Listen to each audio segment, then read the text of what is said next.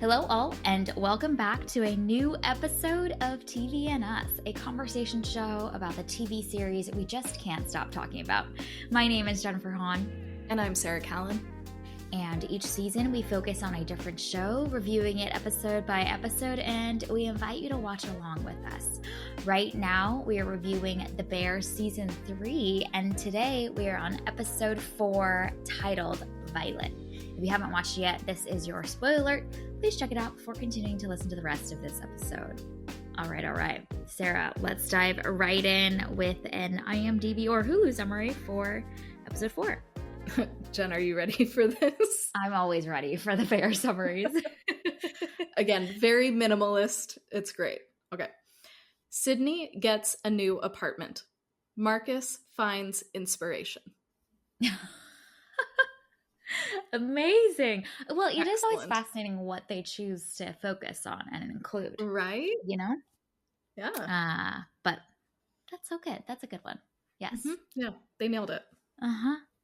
Okay, well, let's start off with our episode titles for The Bear Season 3, Episode 4. What is yours? Mine is Code Red. Yeah. Yes, indeed. In all dimensions. Code Red in all dimensions. Yeah. My episode title is Astrology. Ooh, okay. I like it. Reference to what Rishi and Sugar talk about at the end of the episode. Okay, well, let's dive in with our thoughts about episode 4. First of all, time is flying.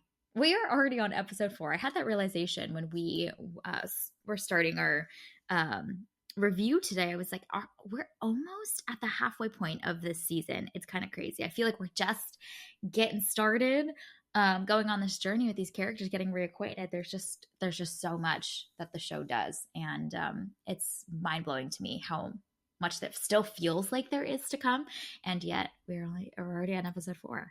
So tell me your thoughts about this episode.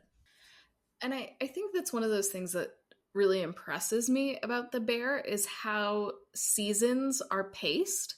And that's what I was kind of reflecting on about this episode, because the third episode is just chaotic and stressful, and especially the way that it really like ramps up there at the end and just gets absolutely insane.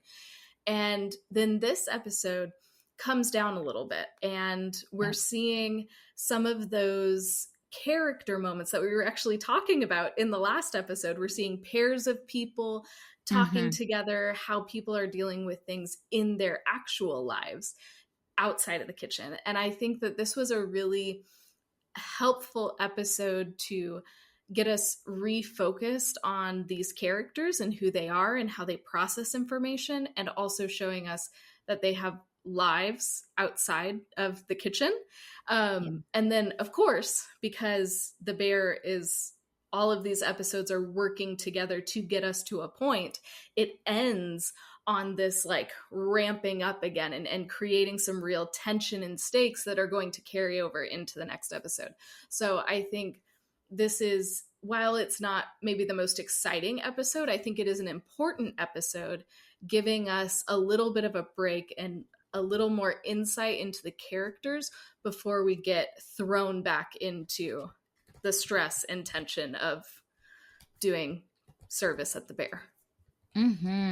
Yes, we, for most of the season so far, have, well, especially the last 2 episodes, been contained within the kitchen and seen all of the character dynamics there. And you're right, like the sense of place expands in this episode, which is really great because I think it allows us to have another angle to see our characters from. There's the ones that they show up with at themselves at work, with this team, with their community, but who are they outside of that? What are they like with their families? And in a lot of ways, when this episode ended, I felt like this was setting up a lot of threads that we've kind of known about, but the momentum really begins to build on some of these threads. So there's a whole arc that seems to be forming and and arising with Sydney and the partnership agreement, her beginning to get her own place and finding that independence. This is like a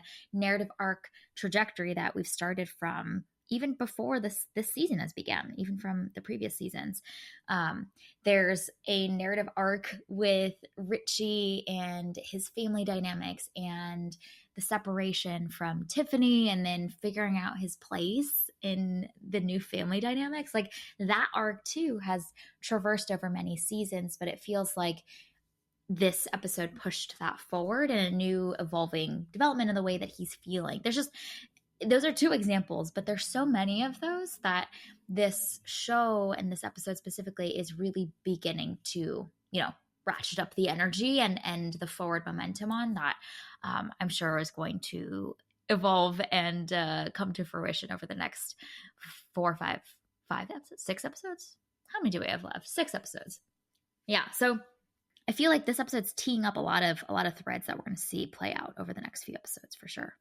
Yeah, it's another one of those where we're seeing where characters have come. I think Richie is a really good example of that, because we see, the stuff with him and his daughter, which is just so sweet. But then we also have that conversation between Richie and Sugar, and that conversation just warmed my whole heart, because for so much of the first and for a majority of the second season, those two were at each other's throats. Like they could not work together. They could not communicate. There was nothing there between them except for animosity, pretty much. And so now we've come so far in just a few episodes where they are able to really bond together and understand each other at a deeper level than maybe they're able to relate to some of the other characters. And I thought that was such a sweet way to show how their relationship has evolved, and also showing how they can be vulnerable with each other, and those places where they're not willing to be vulnerable and the other is willing to just kind of keep going and not like press those things too, which was just so sweet. So I loved that, to show how much these characters have grown, but it also makes me excited to see how that relationship will continue to grow over the rest of the season. Yeah, for sure. And that conversation between Richie and Sugar feels so earned. It's so meaningful in and of itself. In a vacuum, it's just a really beautiful moment between these two people that are connecting so deeply and around something that's so important to them, around becoming or being parents to little ones. But it feels especially earned for them too, because we've gotten to see them absolutely butt heads and fight and rip each other to shreds. But there was this really amazing reconciliation that happened between the two of them in the end of season 2, where they really found mutual understanding together and learned to respect and honor each other's strengths, give them the freedom and space to thrive in those strengths. Like there was just such a healing in that relationship. And when we get to see the fruits of that in a conversation like this in episode 4 of this season, it feels really satisfying because we've earned it over the course of the journey with these two characters. Ugh, it's so good. So good. So good. And I think it also in some ways maybe is a sprinkling of hope, because like Sugar and Richie seem to really, really hate each other. And that's kind of where Richie and Carmi are right now. So I don't know if the show is also trying to like, okay, if that relationship could be mended, maybe there's some hope for Richie and Carmi as well. I don't know. We'll see. We'll see where the show wants to go, because those two really hate each other right now. So it seems hopeless, but I don't know. We'll see. Yeah. Okay. Other big things in this episode that really stood out to you. I mean, Marcus, our guy. Yes. Oh my goodness. Yeah. The show loves Marcus, which I think you can really feel. There's such a tenderness that the show has towards showcasing his character, and I think it's so fitting for who this character is, and the moments that the show captures for this character that is so um humble and grounded, and you've got these like big personalities in the rest of the group, and we often see Marcus in his is more contemplative, his thoughtful sides, like, and I think he really adds that, and is such a diverse energy that he brings to this group, and the show understands who he is. Therefore, the show knows how to showcase him in those little moments. So, that tiny little scene where he notices the little violet flower sticking out from this like all these mangled thorns and branches, and it's in like this urban landscape surrounded by, you know, like iron fences and bars from the fence, and his ability to still see beauty despite everything that he's going through right now with losing his mom, and still finding inspiration, I think is just such a beautiful example of finding purpose, finding meaning, finding inspiration amidst the chaos and amidst the pain. And we've seen so many of these other characters go through a lot. I mean, the whole show basically starts out with all of these characters reeling from the vacuum that was Mikey's death. And so seeing the way that Marcus responds to grief and is still taking steps forward and still finding beauty in these small wonders. It's such a beacon of hope in a show with a lot of big personalities. Like there's something that shines so bright about Marcus's character, and I love how much the show intentionally gives him moments and captures him in moments where he's really able to shine. Yes, I loved that moment, and even before that though, you see him sitting what is presumably his mom's house, and then he turns on the ventilator.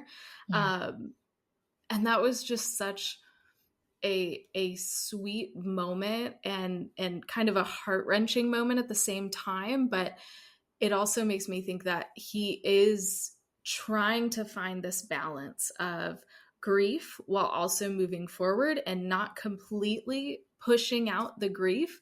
And so I think Mm. that little moment with the ventilator was just this moment of like him almost like remembering his mom, or like wanting to be close to his mom. Like he's thinking of her and like processing through all of these things, and then to go from that to finding this flower, I thought was just so beautiful and so sweet, and showing that maybe so one thing we've talked about is Carmi is very black and white, and maybe this is more of like Marcus living in the gray and Mhm. embracing the grief, but also being able to maybe move forward in some other areas while bringing that with him. Like he doesn't have to be either or, but he can be both and I don't know, that's kind of what I took from those two scenes kind of Paired connected together. together. No, that's a really great point around the it's the pairing of those two that makes both of those scenes more powerful together versus just in isolation, because like you mentioned, there is a balance that he's learning to walk out, to figure out how to make space for the really difficult emotions, and honestly the ones that are not fun to be felt, and the pain and the loss of all of that. But there's also, in spite of all of that, this intentionality of still finding beauty in small things. It's fascinating because I think Marcus and Carmi are such foils for each other in a lot of ways, and yet, like we've seen in previous episodes, there is such a connection that they have because maybe they understand each other in a very unique way that I think they relate to each other in, that they don't, you see them, you know, show up differently with the other characters. I'm thinking back to that scene where Carmi comes over to him when Marcus comes in to the kitchen for the first time, after being back, and essentially says like, feel those feelings, like I didn't, and it cost me. And it's fascinating because this episode opens with this kind of flashback moment with Carmi and Claire, and you know, Carmi's, you know, even though he didn't feel all of his feelings with Mikey, he kind of still isn't feeling them and really acknowledging them in the loss and the fallout with Claire. Like we we see him react to it when it's brought up, but we haven't seen him really face it. And he's starting to um, but there's a line where Claire's describing um, something else related to the like gash in Carmi's hand. And she was basically asking him like, did it hurt at all when it happened? He said no, and she said, oh, did it hurt so much that it didn't hurt at all? And I feel like that is the one liner that's describing the state that Carmi's in right now to a T. We've seen him suppress his emotions again and again and again, and he's doing it again this time and lashing out, but he seems to have the intentionality to know and understand that that wasn't healthy for him, and to encourage Marcus to not. Yet he is himself, and with this whole situation with Claire. So it's just interesting to see how Marcus and Carmi are connected in a lot of ways, helping each other in a lot of ways, but also the way that they're dealing with the difficult things in their life look very different. And as we've talked about, we could argue that Marcus is perhaps making space for more of the complexities of his feelings, and Carmi's kind of throwing himself into work as a way to run from his feelings. But feelings are hard, Jen. So Like, hard. we can't expect the guy to, like, I don't know, feel a feeling. I don't know. No. But I did love that flashback between him and Claire, because I think it underscores something really important about Carmi, and that's his anxiety.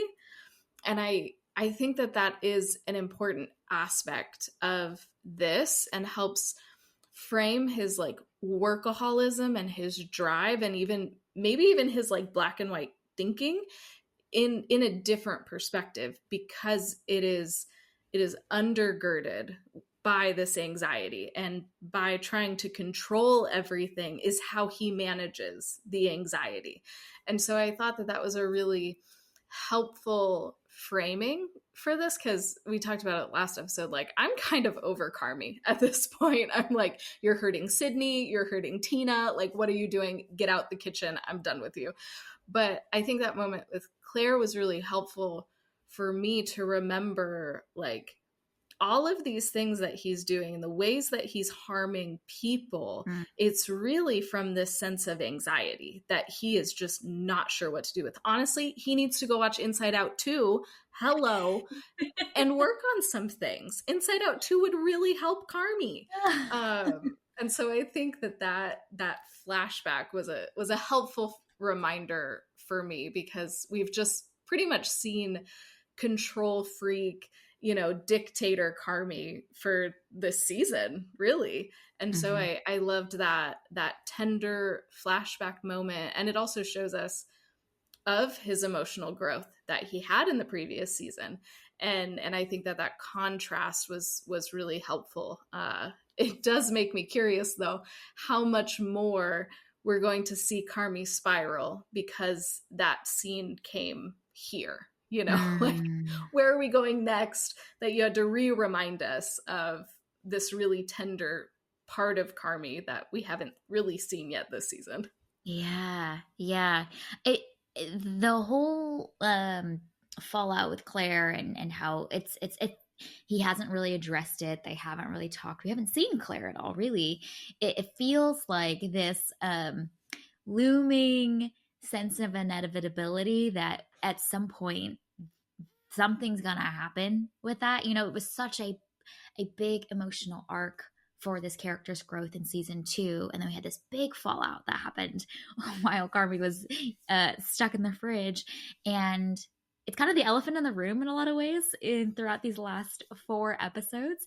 And we're also starting to see Carmi when he's in his tunnel vision mode, and he's starting to get worked up about something. We see the editing in kind of helping us immerse into his mind, him flashing back to all of these little moments and memories with Claire, and everything that happened at the season 2 finale. So especially in the Doors episode, when he's in his like tunnel vision mode and we're kind of inside his mind, there's all these quick cuts back to moments with her. So it's like, it's clearly on his mind. He's probably not making space for it, but like all of our emotions and things we try and run from, they will come creeping in at some point. So we might as well try to address them when they come and maybe take some notes from the way that Marcus is handling everything. But I think it is in a sense of inevitability that at some point something's going to go down. We'll see how it goes. Maybe it'll be a great moment of reconciliation, healing. Maybe it'll be an absolute shit show.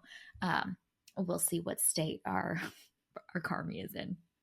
Mm-hmm. Yeah, because we know it's coming either way. We're Yeah. just not sure what it's going to look like.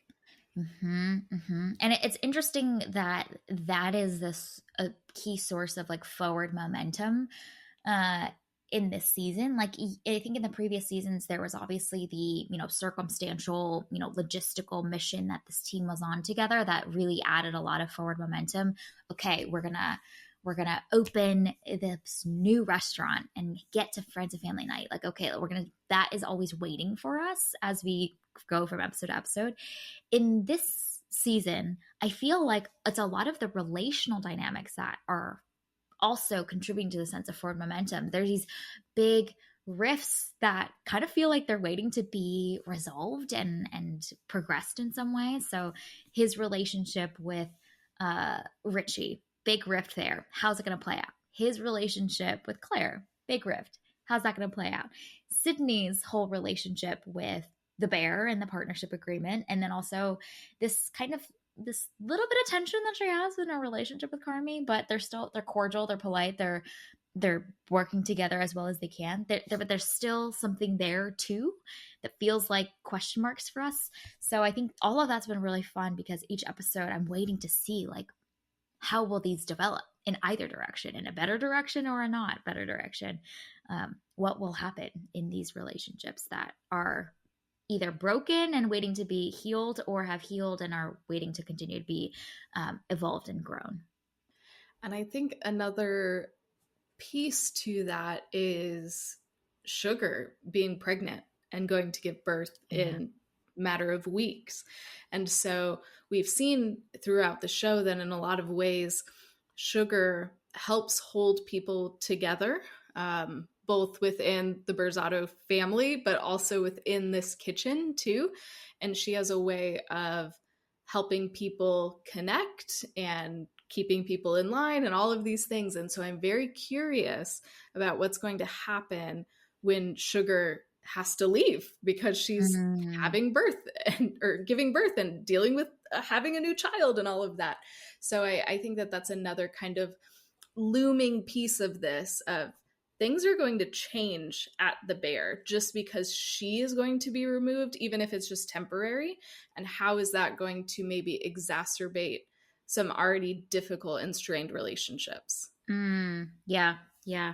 The relational glue that is Sugar in a lot of ways, the mediator, the one that helps reconcile when she's gone, what will happen. And then also just operationally, like honestly, logistically, the financials, the supply Yeah. ordering, all of that stuff that she drives. Like, are they doing handoff? Who's taking over that?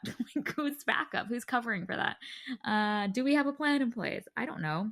We haven't seemed to address it yet, so we'll Right? see. I have so many questions. I'm like, Yeah, y'all, like Sugar is really important in this show. Like yeah, what are yeah. what are we gonna do without her? I don't know. We're gonna Mm-hmm. find out though. Yep.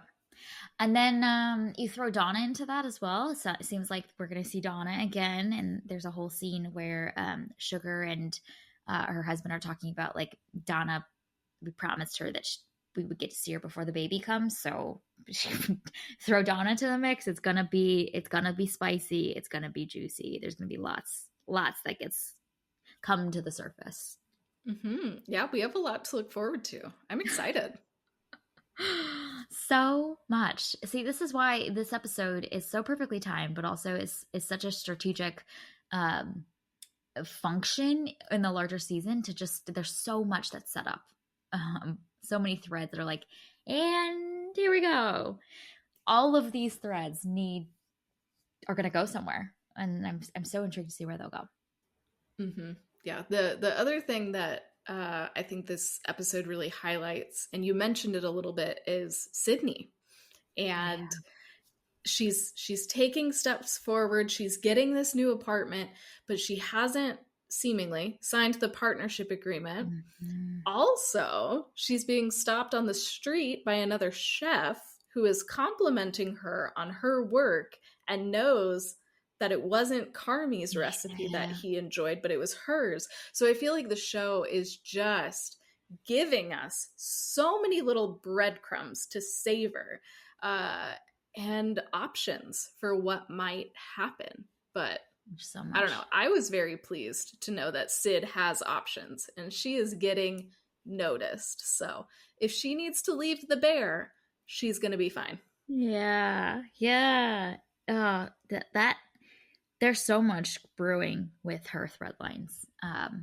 There's also like some insinuation, suggestion from her father, or kind of hesitation from her end around like, is the agreement sound or not? Like, and there's a little moment in, I think, episode 1 or 2 where they ask her like, you should get a lawyer to review it, and so they're just like, is something not quite right? I mean, this is so, I mean, everyone's figuring this all out together, but how is all of that logistically going to work? And then I think also seeing her reaction to Adam Shapiro, and kind of just, she is coming into her own of realizing like, oh, I always know I was talented, but like I really am. And that journey of acceptance for her in her craft, and the distinction that she brings to this world is significant. And I feel like she is learning that and coming into her own in that way. Yes, Sid. We believe in you. She's We so believe cool. in your leadership. You got this, girl. Mm-hmm. You can Mm-hmm. leave Carmi. It's fine. I Not just you want rooting Sydney for to her be to just okay. like, yeah, yeah, just go find somewhere healthier, less Let's get problematic. you connected to Chef Terry. Terry. You're gonna be fine. Chef Adam seemed cool too. Like, go hang out with him. I don't know, but like, let's just make sure that you're okay. Mm-hmm. Yeah, this dysfunctional family, man. You hate it, but you can't help but stay and be amidst the chaos. Okay, let's see. Well, are there any other big thoughts that we wanted to mention? I have a couple like small little things that were particularly joyful for me during this episode. But any other last big things before we give out some awards?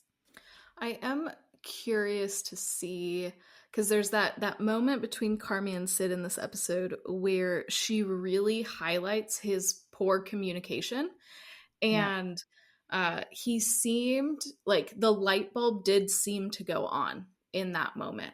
And so I'm very curious if that is going to go anywhere, or if he is going to continue to use this kind of dysfunctional communication style, or if he's actually going to take that to heart and start to, I don't know, start to work on it. Because I think poor communication affects so many things, and especially when you're running a business, when you're leading a team, like communication is extra important, and there are so many things happening in the kitchen that it's kind of vital to communicate well. So we'll see what happens with Carmi and his communication style. Yeah. Yeah. There's a lot of people that he can't hear, aka Richie. Like that there's just immediate like a visceral reaction to just like jump into fight mode with Richie. And Sydney's always been someone over the course of all 3 seasons so far, but she's someone that he respects, and they've had progress together. I think one of the first like really meaningful moments between the two of them is them sitting outside at the bear and having that really like intentional conversation with each other on how they want this to look, what their vision is, and that they've always been able to hear each other.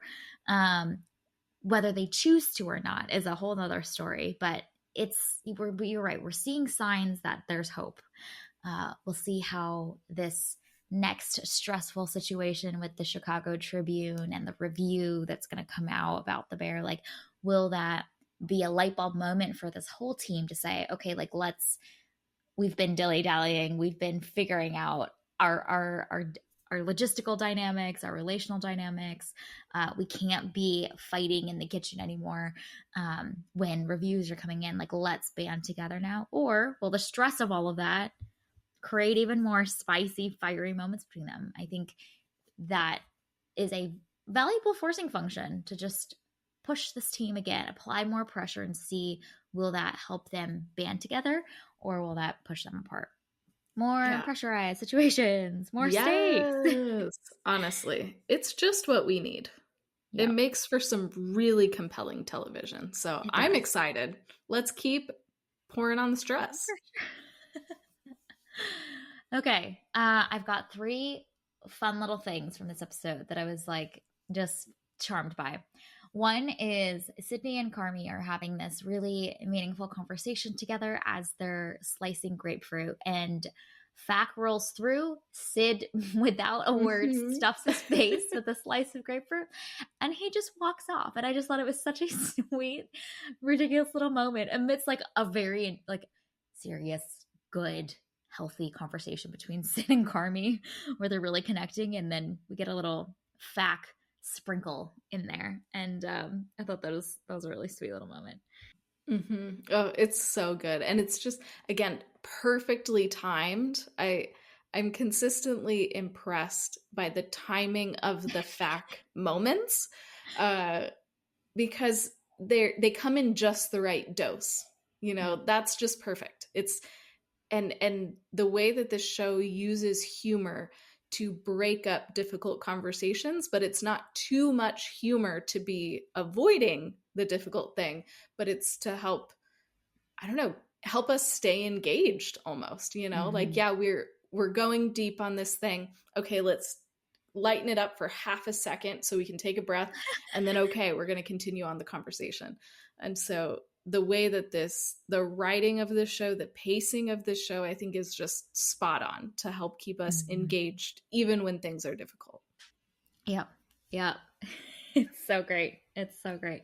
Um, there's another fun little moment. It's so perfect for that character too, where Ibra is doing his thing, trying to keep the sandwich shop alive, and one of the customers comes over and says like the production line at the original beef ran like the general hospital, and Ibra just goes, "I worked in a hospital once. Many people died." And it's so great. It's they know that character so well. It's just the cultural reference lost on him, and it was wonderful. There's a lot of little moments like that with Ibra, I think, especially in season one, and I love that we're getting them back again. Oh, Ibra is the best. I He's so endearing to me. And this is one of those examples though where I'm like, Carmi, what are you doing, bro? Yeah. Like, your employee who is doing this sandwich business by himself is Yep. drowning. And where are you? So Yep. anytime I see Ibra, I'm like, oh my gosh, I'm so So sorry, sorry. Ibra. Let's get you some help. Let's get you a process. Let's make sure that everything is like as it should be, you know, that everything on the line is correct so you can have a system in place. And I don't know, I'm really hoping that Ibra can like somehow speak up in a way that will get somebody to listen to him Mm. so that maybe that side of the business can also be profitable instead Mm. of just being a chaotic mess that's stressful. Mm-hmm. Yeah. Yeah. It's interesting. The show continues to cut to the sandwich shop too. So I don't know if there's at some point this like intersecting thread or a moment there, but you know, they could have, there's only so much time and they continue to keep that thread line going. So there's something cooking there as well. It's crazy how efficient this episode is. I mean, I might like I have so many notes, and I'm like, this all was from a 30-minute ish episode. It's insane. So many moments. Every moment feels intentional Hmm. and Yeah. meaty. Yeah, most of the episodes this season are either 30 or 40 minutes. It's Yeah, so short and they accomplish so much. It's yeah. wild. It is wild. It is absolutely wild. Okay. Any other thoughts before we pivot and give out some awards? Just that Neil has the best memory. So that's good to know Yeah. that Neil can pre-memorize things. So he's got it handled. If you ever need somebody to remember something, you just talk to Neil. He's got it handled. Yes. Can we just get more of the facts, brothers in general, please? Oh, they're This is so funny. the whole scene with them calling in Carmi into the office was great. And then I love, they're so proud of their work. They're so proud of their little art project. And Carmi walks in and he's like, oh, this is giving me anxiety. Yeah. It was just so perfect for these characters. Well, and then he asked them to put them into a binder to put at the host stand, which, like, partially, yes, that's smart to do in general, but I think part of it was just like get it off the wall. And this is our clever little way to be like, it doesn't need to be on the wall anymore because I Mm-hmm. have PTSD from some of these faces. Yeah. And then we learn how good Neil's pre-memorization was because Critic had already been there. So Mm-hmm. Mm-hmm. Yep. it's so funny. This show is so intentional with its humor, and Yep. I really appreciate that aspect of it. Yeah. Yeah. It's so good. Okay. Well, let's give out some awards, shall we? So the first category for the TVNS Awards is for Top Chef. Who is getting this award this week? I want to give it to Marcus for stopping to notice the flower. So good. Love it, love it. Ah, it's such a sweet little moment. It's so quiet and he's it reminded me a lot of his Copenhagen episode where we just get to see him wander and notice beauty in the city and it's serene and it's grounded and it's peaceful. Oh, so good. He deserves this award. I am going to give this award this week for this episode to Richie for being vulnerable. It's not easy. He could have spent another 4 or 5 episodes lashing out for a bit, but he's learning, and where he's really operating from is feeling like where is his place in this new family. And I just love that he is choosing to share, choosing to be vulnerable with Sugar about it instead of bottling it up, running, and dealing with it in his own unhealthy ways that we've seen him do in the past. So it's just such a great moment of growth for Richie. Yes, go Richie. We love to see it. Mm-hmm. Yes. Okay. Next category is Achievement in Chaos. Who is getting this award this week, or for what moment? I want to give it to Carmi and his communication style, which is just absolute chaos. Oh yeah, yeah. You've got some spicy feelings about Carmi this season. I love I it. do. I'm very I do. entertained by it. He's not being a good Hurting leader, you? and Nope. he is hurting people that I really Yeah. want to root for, and I want them to be okay. And so I'm feeling some spice toward Carmi. I need him to get it together. Yes. Oh, he's not doing his best, but good thing we have 6 whole episodes to see him turn this ship around in the chaos of the sea that he's in right now. My choice for Achievement in Chaos today is for the Facts choice of wall decor for Carmi in the office. Yeah, I love it. They're so proud, and it doesn't even occur to them that this might be a bad idea. Nope. Nope. They also just like relate to each other in a very special way. Their banter is Yes. unlike anything else. And like yep. Okay. Then next category is Spiciest Line. Who's getting this category this week? This award? I'm very curious if we have the same one again this week. It's possible. Mine is, I want to give it to Sydney's dad, who says, I don't know what's flimsier, these walls or the partnership promises. And I was like, yes, I'm right there with you. That's a great one. That's a great one. Her dad is so entertaining, and Oh, I love that yes. like he's expressing how he feels, but in the very end of that scene he goes, "Okay, let's go get you a couch." you know, Mm-hmm. it's just the Oh, signaling of he's so like, sweet. I'm not happy about it because I want my baby girl to be home. But I understand, I suppose, that you need to grow up and fly away from the nest and be a whole human. It's Mm-hmm. so great. He's great. Okay, I'm giving this award to Richie and his conversation with Sugar with his opinions about the Michelin star system, where he says, I don't give a flying F about into a rolling donut about the gastronomical proclivities of some dusty French tire marketing exec. And he goes on and on and on, but I won't spare you all of it for his whole tirade. But I love that he, before delivering this spicy line, he like asked for permission to. He's like, can I share? Joker's like, oh, okay, fine, here we go. Yes, you may share. It's very on brand for this character. Oh, it's so good. And the way that he delivers that line is just perfect. Mm-hmm. The passion. Yeah. It's so there. Yeah. Okay. Well, looking ahead, we've got 6 more episodes left. We're nearly at the halfway mark. What are you looking to see next? I am curious about what kind of delightful dessert Marcus is going to make from this flour that inspired him. I'm also curious to see, like, okay, what offers might Sydney get? Is anybody going to try and like poach her away from the bear?